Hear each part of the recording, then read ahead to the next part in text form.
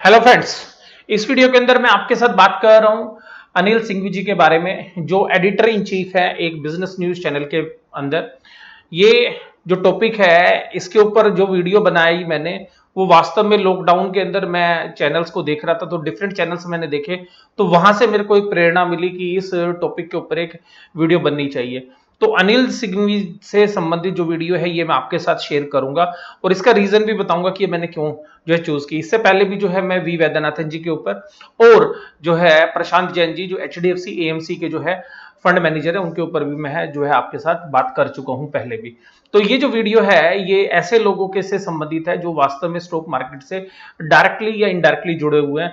तो ये जो अनिल सिंघवी जी हैं ये डायरेक्टली जो है जुड़े हुए हैं, और जो है एक बिजनेस चैनल को जो है उसकी एंकरिंग करते हैं, उसमें एडिटर्स हैं, और उसमें जो है वास्तव में जो रिसर्च जो टीम है उससे संबंधित सारा काम भी जो है शायद ये करते हैं।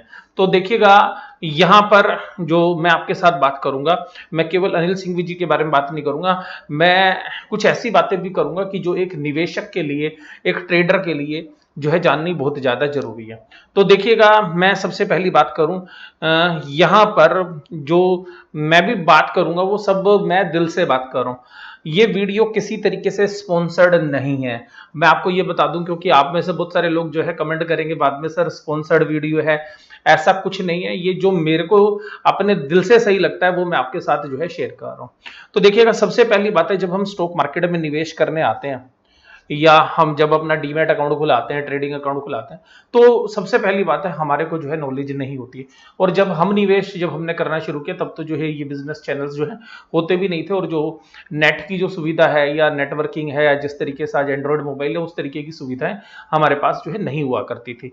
तो देखिएगा, जैसे ही स्टॉक मार्केट में कोई व्यक्ति जो है बिजनेस करना शुरू करता है, यानी कि ट्रेडिंग करना शुरू करता है या निवेश करना शुरू करता है, यानी कि इन्वेस्टमेंट करना शुरू करता है, तो उसको कुछ नहीं होता, सब कुछ यही मार्केट सिखाती है। तो स्टॉक मार्केट के अंदर एक सबसे खास बात यह है कि इसकी जो ट्यूशन फीस है वो स्टॉक मार्केट में ही भरनी पड़ती है, यानी कि जो आप लॉस करते हैं वो वास्तव में ट्यूशन फीस है जो आप स्टॉक मार्केट में सीखने के लिए देते हैं। और दूसरी बात यह है कि ये जो लर्निंग आपको यहां से स्टॉक मार्केट से हो रही होती है ये कभी भी खत्म नहीं होती। तो एक जन्म के अंदर भी जो है आप इसको पूरा नहीं समझ पाएंगे। तो अगर आप बहुत सारा भी समझ जाएंगे तो भी बहुत अच्छे पैसे जो है आप बना सकते हैं। तो देखिएगा, यहाँ पे जो लॉस होता है वही यहाँ पे सबसे बड़ी जो है लर्निंग प्रोसेस है। और मैं आपको वही बात बोलूंगा कि जो स्टॉक मार्केट के अंदर जो इन्वेस्टिंग है, मैं इन्वेस्टिंग से संबंधित बात कर रहा हूँ, वो एक यात्रा है। It is a journey not a destination. तो वो एक डेस्टिनेशन नहीं है।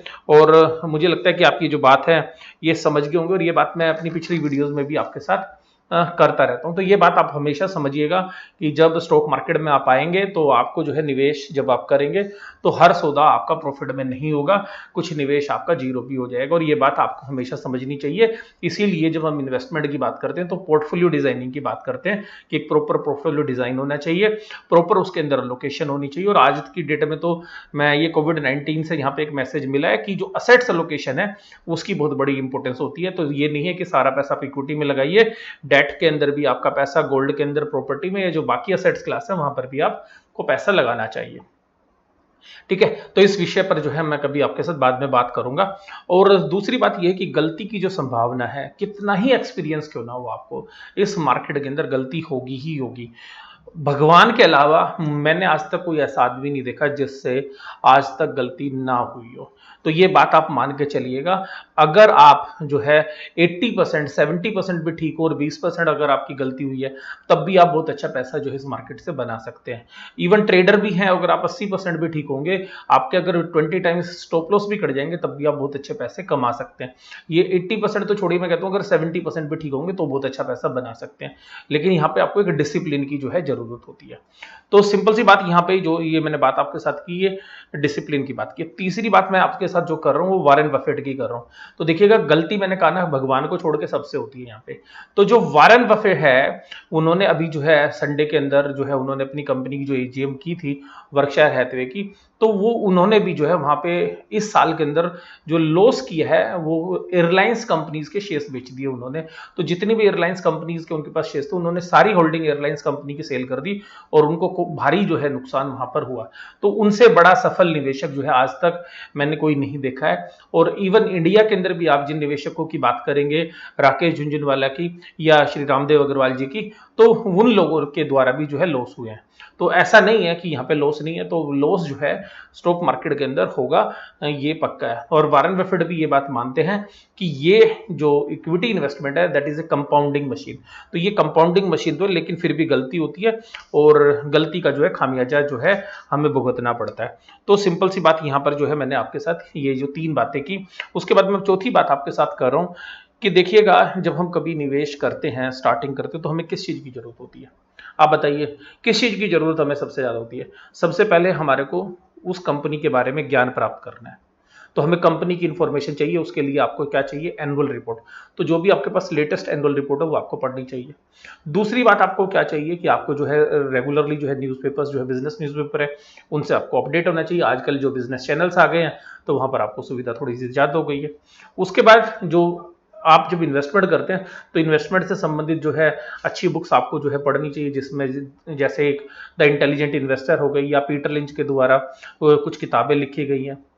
तो इस तरीके की जो किताबें हैं वो आपको पढ़नी चाहिए, और भी बहुत सारी जो किताबें हैं वो आ सकती है। इसके अलावा जो है आजकल तो एप्लीकेशंस पर ही बहुत सारी इन्फॉर्मेशन मिल सकती हैं। डिफरेंट टाइप की एप्लीकेशंस आती हैं जहां से आप बहुत सारी इन्फॉर्मेशन को जो है सर्च कर सकते हैं। और उसके अलावा सबसे खास जरूरत होती है एक बेहतरीन एडवाइजर की। तो अगर आपकी एडवाइस अगर आपको गलत मिलेगी तो आपको जो लॉस है वो भी बहुत ज़्यादा होंगे, और अगर एडवाइजर अच्छा है तो प्रॉफिट भी बहुत अच्छे होंगे। तो सिंपल सी बात ये, इसलिए मैं जब अपनी जो वीडियोज़ में आपके साथ बात करता हूँ तो मैं ये बात आपके साथ शेयर करता हूँ कि अपने फाइनेंशियल एडवाइजर से सलाह लेके ही निवेश करें। तो जो एडवाइजर है उसकी जो भूमिका है वो बहुत ही इंपॉर्टेंट है, लेकिन हर व्यक्ति जो है एडवाइजर की सुविधा जो है नहीं ले सकता है, क्योंकि बहुत सारे जो रिटेल इन्वेस्टर्स हैं उनके पास इतने रिसोर्सेज नहीं होते कि वो जो है इस तरीके के जो एक्सपर्ट्स हैं उनकी सलाह ले सके। तो उस कड़ी के अंदर जो है, जो हमारे जो टीवी के जो एंकर्स हैं, जो बिजनेस चैनल्स को न्यूज़ पे आते हैं बिजनेस चैनल पे, या वो जो लोग जो कि वहां पर टेक्निकल एनालिसिस या फंडामेंटल एनालिसिस के माध्यम से आपको जो है कंपनी के फंडामेंटल्स के बारे में या शेयर्स के प्राइस की जो ट्रेंड लाइन है, यानी कि किस तरीके से उसका ट्रेंड है, उसके बारे में वो आपको बताते हैं। तो देखिएगा यहाँ पर ध्यान से आपने समझनी है बात। तो जब कोई एंकर जो है किसी बिजनेस चैनल के अंदर है तो उसको वहां पे दोनों चीजों को देखना पड़ता है, जैसे कि इन्वेस्टर के लिए भी और ट्रेडर के लिए भी। तो एक ही चैनल पर आपको दोनों चीजें जो है परोस के देनी पड़ती है, और दोनों का जो सिस्टम है, मैकेनिज्म है, वो बिल्कुल डिफरेंट है। तो यहाँ पर जो मैं आपके साथ बात करूंगा कि अगर एक मीडिया हाउस आपको जो है गलत एडवाइस दे दे, या जो एक्सपर्ट्स है वो आपको गलत एडवाइस देते रहे, तो आपको जो है बहुत भारी जो है नुकसान हो सकता है, क्योंकि हम उनसे डायरेक्टली या इनडायरेक्टली जो है इन्फ्लुएंस होते हैं। तो इसीलिए जो है मैं ये जो वीडियो है ये आपके सामने इसीलिए लेके आ रहा हूँ कि मैंने जो चैनल्स देखे अभी लॉकडाउन के दौरान, तो उनमें जो मुझे और भी जो एंकर्स थे वो अच्छे लगे, लेकिन मुझे जो सबसे बेहतरीन एंकर लगे, या जो मैं ये कह सकता हूँ कि मेरे फेवरेट एंकर जो है वो साबित हुए, यहाँ पे तो मैं उनका नाम बता रहा हूँ, वो सीए और सीएस हैं प्रोफेशन से, और उनका नाम है अनिल सिंघवी। और एक बिजनेस जो चैनल है उसके ऊपर आते हैं, वो हिंदी न्यूज चैनल है, वो आप सर्च कर लीजिएगा। और फिर मैं आपको बोल रहा हूँ ये स्पॉन्सर्ड नहीं है, लेकिन मैं आपके सामने ये वीडियो इसलिए लेकर आ रहा हूँ कि आप किसको सुने, किसकी ऊपर जो है आप ज्यादा विश्वास कर सकें, जिससे कि आपके जो निवेश हैं वो बेहतरीन हो सके, आप अच्छी वेल्थ क्रिएट कर सकें, आप एक अच्छा प्रॉफिट कमा सकें। तो ये सीधी सीधी सी जो बात है ये मैं आपके साथ इसीलिए कर रहा हूँ। देखिएगा, सबसे पहली बात क्या है कि ये जो एंकर हैं, ये जब जो मार्केट के एक्सपर्ट्स हैं उनसे जब बात करते हैं तो बिल्कुल दिल छूने वाली बात करते हैं। चाहे वो मधु केला जी से वो बात करते हों, चाहे वो बात करते हो राकेश झुनझुनवाला जी से, वो बात करते हो रामदेव अग्रवाल जी से, या जो और म्यूचुअल फंड्स के जो फंड्स मैनेजर है उनसे जब वो बात करते हैं, तो सीधी सी बात ये कि जो मार्केट का अंदर की चीज है उसको निकालने की कोशिश करते हैं। और हालांकि जो म्यूचुअल फंड्स के ओनर हैं वो कभी भी स्टॉक स्पेसिफिकली बात नहीं करते, लेकिन वो सेक्टर के थ्रू जो है उस बात को निकालने की जो है कोशिश करते हैं। तो सिंपल सी बात यहाँ पर ये जो है मैं आपके साथ कह रहा हूँ कि किस तरीके से आप उन इंफॉर्मेशन को रीड कर सकते हैं, पढ़ सकते हैं। तो देखिएगा, सबसे पहली बात है, वो एडवाइजर सबसे अच्छा होता है जिसकी सुपर मेजोरिटी यानी कि 70% भी अगर चीजें ठीक हो जाएं, हालांकि सुपर मेजोरिटी का मतलब होता है 75%, यानी कि 3/4 जो है अगर कोल ठीक हो जाए या 3/4 एडवाइस अगर ठीक हो जाए, तो मैं ऐसे एडवाइजर्स को अच्छा मानता हूँ, या ऐसे एंकर को अगर वो टीवी चैनल पे आता है तो मैं उसको बेहतरीन मानता हूँ। क्योंकि अगर एक अच्छा एंकर या एक अच्छा एडवाइजर जो है वेल्थ डिस्ट्रॉय भी कर सकता है और वेल्थ आपको क्रिएट करा के भी दे सकता है। लेकिन फिर भी जो है हम अल्टीमेटली मैं आपको कहूंगा कि जो निवेशक है खुद या जो ट्रेडर है उसका जो विवेक है वो सबसे ज्यादा इंपॉर्टेंट है। एडवाइस लेने के बाद भी जो है, सही एडवाइस लेने के बाद भी लोग गलत तरीके के ट्रेड या गलत तरीके की इन्वेस्टमेंट कर सकते हैं। तो सिंपल सी बात यहां पर जो मैं आपके साथ बात कर रहा हूं कि मैंने इनको चुना क्यों, तो पहली बात तो मैंने बता दी। दूसरी बात मैं आपको बताता हूं कि करीबन 2 साल के पहले जो है एक डीएचएफएल का एपिसोड हुआ था, डीएचएफ दीवान हाउसिंग फाइनेंस लिमिटेड का। तो उस समय जो उसका शेयर प्राइस गिरा था उसका रीजन ये था कि म्यूचुअल फंड्स ने उनके जो बॉन्ड्स थे वो ओपन मार्केट में डिस्काउंट पे सेल कर दिए थे। तो वहां पर जो है डीएचएफएल के मामले में जो डाउट क्रिएट हुआ, तो बीइंग ए प्रोफेशनल मुझे बात समझ में आ गई थी कि फाइनेंस कंपनी है तो किस तरीके से जो है इसके इफेक्ट हो सकते हैं। हालांकि फिर भी जो है बहुत अपॉर्चुनिटी थी उस शेयर्स के अंदर एग्जिट करने की, यानी कि वो 660 रुपए के आसपास जो है ट्रेड कर रहा था। जिस दिन वो करेक्ट हुआ शायद 50-60% उसमें करेक्शन आ गई थी, लेकिन अगले दिन जो है अच्छी बाइंग आई थी। तो वो शेयर जो है 200-300 रुपए के बीच में भी काफी समय तक वो ट्रेड करता रहा, करीबन 10-15 दिन या उससे भी ज्यादा। तो उस समय पर जो है अनिल सिंह जी ने कहा था कि ये शेयर तो 10-20 रुपए तक भी जो है जा सकता है। हालांकि वो शेयर अभी 20-30 रुपए ही जो है ट्रेड कर रहा है, लेकिन उन्होंने 50 रुपए तक कहा था कि बड़े इजीली जा सकता है। तो वो जो बात थी वो बहुत कम लोगों के अंदर ऐसी हिम्मत होती है कि जो शेयर 300 रुपए चल रहा है और उसको बता दे कि वो 50 रुपए जा सकता है। तो यहां पर क्या होता है, सेल करने का जो है एडवाइस करना बड़ा मुश्किल काम होता है, बाय करने की एडवाइस हर कोई दे सकता है। तो ये पहला इंसिडेंस था जब मैंने उनकी जो है बात जो है मुझे काफी पसंद आई। दूसरी थी जब करेक्शन के दौरान मार्केट अभी निफ्टी जब 12,000 से नीचे 12,400 से करेक्ट होना शुरू हुआ, तो जब 10,000 से नीचे करेक्ट हुआ तो आशु मदान जी उनके चैनल पे आते हैं और अनिल सिंह जी ने दोनों ने मिलकर एक मुहिम चलाई कि 8,000 और 10,000 के बीच में नहीं लेना है, नहीं लेना है। ये वो टाइम पीरियड होता है अगर आप वहीं पर हम शेयर को खरीद लेते हैं तो वास्तव में हम फंस जाते हैं। तो हालांकि देखिएगा मैंने भी वहां पे जो शेयर्स थे वो 8,200 के बाद जो है खरीदने शुरू किए थे और मैंने आपको बताया भी था, और 23 मार्च को भी हमने जो है बाइंग की थी। हालांकि उन सभी शेयर से मैंने आपको बताया था कि मैं एग्जिट भी कर गया हूं, क्योंकि रीजन ये है क्योंकि अभी भी हमें जो है फंडामेंटल बेसिस पे जो कोविड-19 की प्रॉब्लम है अभी कंफर्ट नहीं, और मैंने आपको ये भी बताया था कि मैंने जो अपनी म्यूचुअल फंड्स की जो स्कीम है वो भी सेल कर दी। ये सिमिलर चीजें जब मैंने मंडे के अंदर बिजनेस चैनल जब देखा तो उसके ऊपर अनिल सिंह जी सेम तरीके से बता रहे थे कि उन्होंने भी अपनी जो म्यूचुअल फंड्स की स्कीम उनको सेल किया। तो मैंने ये देखा कि जो एडवाइस है इस तरीके की, कोई अपनी पर्सनल म्यूचुअल फंड्स के बारे में आपको बता रहा है और जो राय थी वो मुझसे काफी ज्यादा मिल रही थी।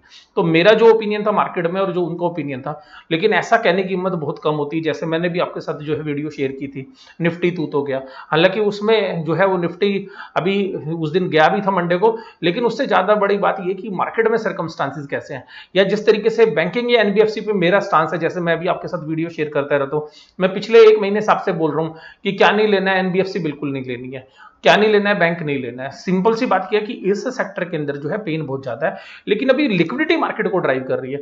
और सिमिलर चीजें जब मैंने चैनल के ऊपर देखी तो मुझे लगा कि ये जो चीजें हैं ये बोलने की हिम्मत बड़ी कम हो सकती है, क्योंकि आप किसी को खरीदने के लिए तो एडवाइस कर सकते हो, बेचने के लिए एडवाइस करना बड़ा मुश्किल काम होता है। तो यहां पर भी जो है मैंने देखा, तो ये जो दूसरी बात थी कि जो मुझे पसंद आई। तो तीसरी और जो सबसे महत्वपूर्ण बात जो थी वो ये थी कि मार्केट में जो सुबह जो उनका 8 बजे प्रोग्राम आता है उसमें डिटेल्ड मार्केट आउटलुक देते हैं। ये मैं सभी इन्वेस्टर को बता रहा हूं या जो ट्रेडर्स हैं, तो वहां से मुझे काफी आइडिया जो है लग रहा है। हालांकि वो मैं सारी चीजें जो है रात को सर्च कर लेता हूं क्योंकि मैं जनरली ट्रेडिंग नहीं करता हूं, लेकिन अभी हाल फिलहाल में अंदर मैंने कल आपको बताया था कि मेरे पोर्टफोलियो की वजह से मेरी जो है बैंक निफ्टी के अंदर कुछ हेजिंग है, वो मैं बता भी देता हूं आपको कि मेरी बैंक निफ्टी के अंदर शॉर्ट पोजीशंस चल रही हैं। और वो जो बैंक निफ्टी के अंदर जो शॉर्ट पोजीशन चल रही है वास्तव में मैंने आपको बताया था कि मैं अभी उस पोर्टफोलियो को सेल नहीं कर सकता, चाहे वो टैक्सेशन पर्पस से या किसी और पर्पस से समझ लीजिए। तो मैंने उसकी हेजिंग कर ली क्योंकि मेरे पोर्टफोलियो में भी कुछ बैंकिंग स्टॉक्स है। तो यहां पर जो है जब मैंने ये जो इस तरीके की जो एडवाइस थी ये जब उनसे सुनी तो मुझे भी जो है ऐसा लगा कि सिमिलर लाइन के ऊपर जो है वो चल रहा है मामला। दूसरी बात जो आज थी बड़ी महत्वपूर्ण। ऐसा नहीं कि वो हमेशा ठीक होंगे, जैसे मैंने आपको शुरू में बोला, आज उन्होंने सुबह बैंक निफ्टी की जो है कॉल दी और मन्नापुरम फाइनेंस की उनकी कल की कॉल थी और वो आज सुबह भी दी थी। हालांकि दोनों के स्टॉप लॉस ट्रिगर हो गए, लेकिन मैं आपको बताऊं मेरा भी सिमिलर स्टांस था। मैं आज जो है मेरा भी सुबह जो है बैंक निफ्टी पर सिमिलर स्टांस था। हालांकि बाद में वो स्टॉप लॉस जो है कट गए, वो बात अलग है। लेकिन सिंपल सी बात ये है कि बैंक निफ्टी के ऊपर या निफ्टी के बैंक के जो शेयर्स हैं उनके ऊपर मेरा अभी ऐसा आउटलुक है, मैंने कल वीडियो भी डाली कि अगले 2 महीने शायद जो है इसके लिए काफी पेनफुल होंगे, और वो ग्राउंड रियलिटी के फंडामेंटल बेसिस पे। तो ये जो बेचने की सलाह देना है ना, ये मुझे ऐसा लगता है कि, और वो भी लॉन्ग टर्म में जिन लोगों ने पोर्टफोलियो जो है मेंटेन कर रखा है उनको, क्योंकि देखिएगा यहां पर जब हम मार्केट में पैसा लगाते हैं तो एक सबसे खास बात ये होती है कि जो गलती होती है वो होगी, उसको कोई नकार नहीं सकता। लेकिन मैंने पहला एंकर ऐसा देखा जो अपनी गलती मानता है। जो आज मैं आपको बताऊं तो उनके बैंक निफ्टी की जो है स्टॉप लॉस ट्रिगर हो गया और वो विद इन 5 और 10 मिनट्स में हो गया। तो उसके बाद जो है वो उन्होंने गलती मानी और सारे जो गेस्ट बैठे हुए थे उन सबके सामने गलती मानी। तो ये जो अपनी गलती मानने वाली जो चीज है, ये मुझे काफी जो है अट्रैक्टिव लगती है कि हाँ, आपसे गलती होगी तो आपको वो माननी चाहिए, क्योंकि बहुत सारे जो एंकर हैं उस तरीके की जो है गलती को जो है जनरली नहीं मानते। तो ये डिटेल्ड आउटलुक जो है जो सुबह आता है मार्केट में, मैंने आपको बताया 8 बजे, वो काफ़ी इंप्रेसिव होता है और काफ़ी सटीक भी होता है। तो उसके साथ साथ जो है अपनी गलती मानने का एहसास। तो ये जो रीजंस थे जिनकी वजह से जो है मुझे वो एंकर जो है वो पसंद आते हैं, और मैं इसलिए भी आपके साथ कर रहा हूँ कि आप भी 2-4 बार देखिए, अगर आपको लगता है कि ठीक है तो आप उसके हिसाब से जो है अपने इन्वेस्टमेंट या ट्रेड कर सकते हैं, जिस तरीके से आप मेरा चैनल देखते हैं। और उसी तरीके से अगर जो और असली बात जो मैं आपके साथ शेयर कर रहा हूँ, कुछ ऐसी चीजें जो दिल को छूती, जैसे कि वो अपने एंकर के साथ जब बैठते हैं तो उनके साथ जो है कनेक्टिविटी रखते हैं, और जो एंकर जो है जो अपने गेस्ट के साथ बैठते हैं तो जो कनेक्टिविटी रखते हैं वो बहुत मुझे बेहतरीन लगता है। और जब प्रोग्राम का अंत होता है उनके, तो वो जो है भारतीय सेना के जो सैनिक हैं या जो हमारे एयरफोर्स में या नेवी में जो उन सैनिकों का उनका अभिवादन करते हैं, और आज की डेट में जो कोरोना के जो वॉरियर्स हैं उनका जो है अभिवादन करते हैं, काफी अच्छा लगता है। जिससे हमें भी लगता है कि एक देशभक्ति की भावना या हमारा देश के प्रति जो उत्तरदायित्व है उसका जो है हमारे को भाव जो है उत्पन्न रहता है, या हम उसको महसूस करते हैं।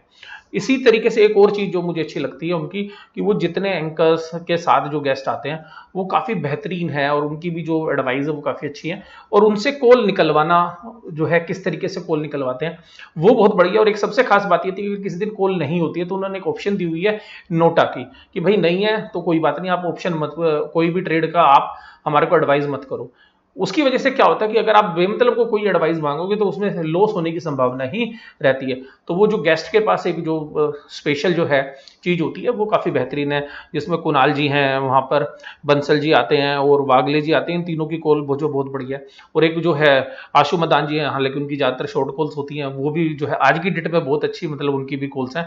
और इसी तरीके से संजीव भसीन जी जो आते हैं, तो संजीव भसीन जी जो है काफी रिस्पेक्टेड है। और मैं आपको एक सीधी सी बात ये बताऊंगा कि संजीव भसीन जी जो है, और मैं जो है एक बैंक के ऊपर काफी बुलिश हूं, मेरे पोर्टफोलियो में भी है वो आईडीएफसी फर्स्ट बैंक। तो सिंपल सी बात ये है कि संजीव भसीन जी के नाम से उन्होंने जो है संजीवनी कर दी, यानी उन्हीं के नाम के अंदर ऐड करके। तो ये जो इनोवेशंस हैं या वैल्यू एडिशंस हैं आप किस तरीके से कर सकते हैं अपने प्रोग्राम में, वो भी काफी अच्छा है, और दूसरे की जो है रिस्पेक्ट करते हुए आप किस तरीके से प्रोग्राम को चलाते हैं। इसके बाद जो है मैं आपके साथ यही कहूंगा कि देखिएगा, जब भी आप कोई खरीदें या बेचें तो उसमें आपका अपना विवेक होगा। आप किसी एनालिसिस्ट के ऊपर आप आंख बंद करके यकीन नहीं कर सकते, इवन मेरे ऊपर भी नहीं कर सकते। लेकिन एक बात मैं बताऊंगा कि जो वहां पे मुझे काफी पसंद आती है, fear of missing opportunities, FOMO बोलते हैं इसको, फियर ऑफ मिसिंग। हम जो निवेशक है ना, उनको ऐसा लगता है कि मान लो हमें शॉर्ट ही करना है कि मार्केट मंदी है तो जल्दी से शॉर्ट कर दें, और अगर हमने कुछ खरीदना है तो हमें लगता है कि ये मल्टी बैगर्स अपॉर्चुनिटी, ये मिस ना हो जाए, ये शेयर भग जाएगा। और ये जो फोमो है ये वास्तव में सबसे ज्यादा जो है ट्रेडर का भी और इन्वेस्टर का भी सबसे ज्यादा नुकसान करता है।